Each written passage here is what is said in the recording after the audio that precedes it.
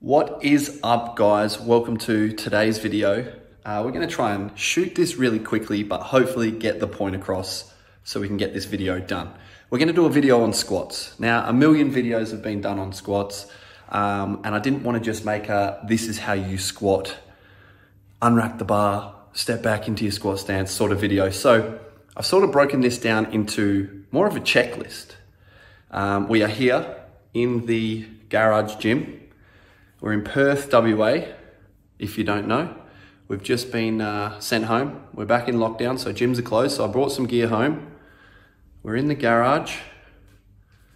We've got our squat rack here. We're gonna make a squat video today. So, like I said, we're gonna go more of a checklist style with our squat rather than this is how it should look.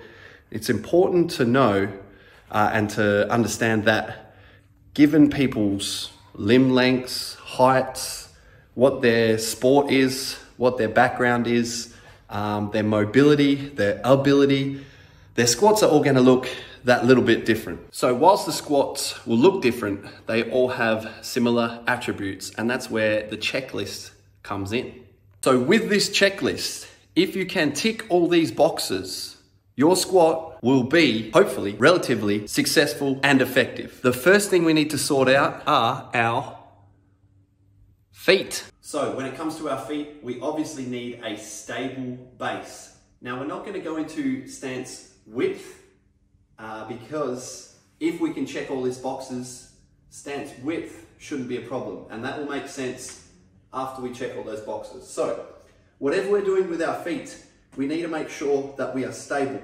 So we don't want to be rolling inwards. We don't want to be tipping forwards, coming off our heels. What we want to think about is maintaining equal pressure through 3 points. Our big toe, our little toe, and our heel. We call it a tripod foot. So whatever stance we're in, whether we're slightly turned out, doesn't matter because we'll check those boxes later. Whether we're slightly turned out or straight ahead, as long as we've got a stable foot, tripod foot, 3 points of contact, maintaining equal pressure, we should have a very stable foot, allowing us to transfer force through the floor without leaking anything by tipping forward or rolling in. So first box to tick, stable foot. The next box we want to tick is control of our knees. Now, you'll hear lots of coaches, myself included, will use a knees out cue.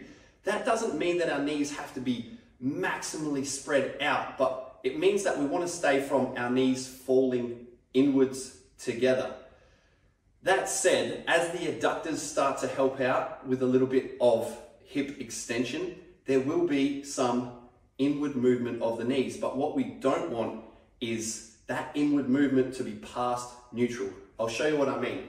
So as we go into our squat, we've ticked the box, stable feet. We want to control our knees. So we have our knees out. I always like to say out to the squat rack is a nice easy cue.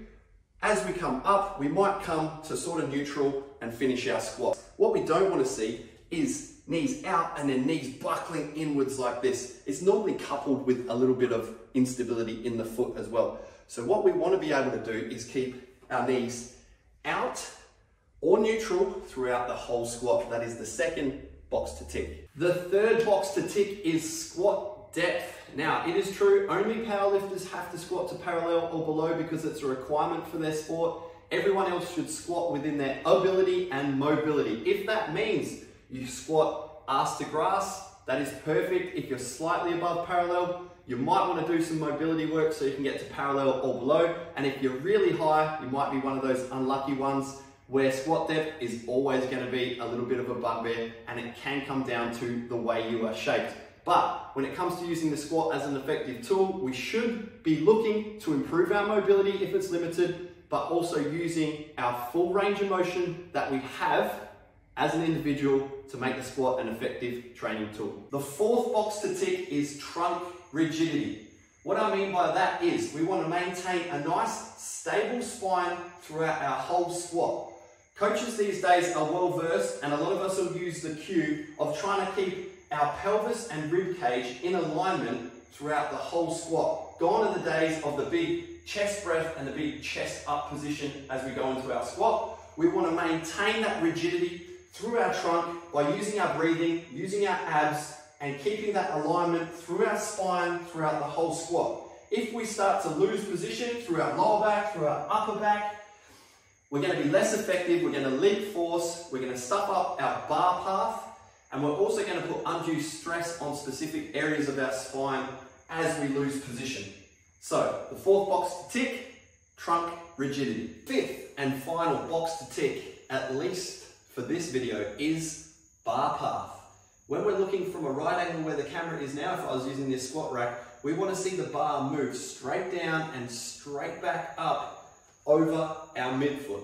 Now this is a bit of an icing on the cake box to tick, if that makes sense. I've seen a lot of very strong squatters have a slightly forward inclination in their bar path and they get away with it, but they would be much more effective if they could control that bar straight down, straight back up. It is our job as squatters to organize our body, whatever limb lengths we've been dealt, to organize our body to make sure that bar moves straight down, straight back up. The last point to it is we might even play around a little bit with the bar placement on our back, high bar up on our traps here, or a little bit lower bar down towards our rear delt to maintain that straight vertical bar path as well. So the fifth box to tick, vertical bar path.